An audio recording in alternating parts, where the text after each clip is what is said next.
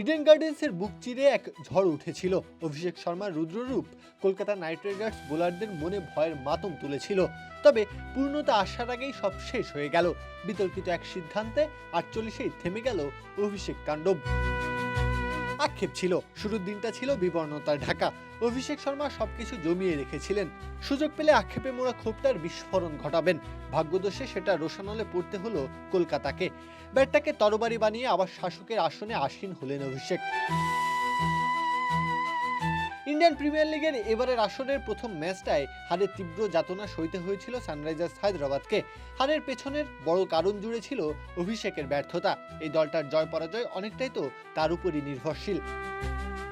অভিষেক 7 রানেই ফিরেছিলেন dressing রুমের পথে। ভেতরের আগুনটা জমিয়ে রেখেছিলেন কলকাতার জন্য, ইডেন গার্ডেন্সের বুক চিরে এক মহাপ্রলয় ঘটানোর জন্য। তবে সেটা থেমে গেল আম্পায়ারের এক সিদ্ধান্তে। 48 রানে ব্যাট করছিলেন, ডিপ স্কোয়ার লেগে বরুণ চক্রবর্তীর জন্য একটা সুযোগ করে দেন।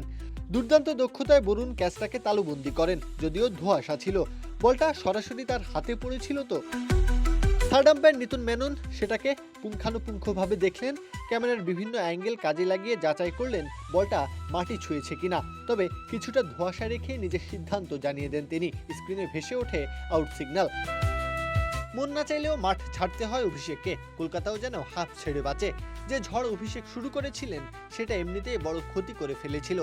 সেটা আর কিছুক্ষণ ক্রিজে থাকলে কলকাতা ধুলোয় মিশে যেত বইকি।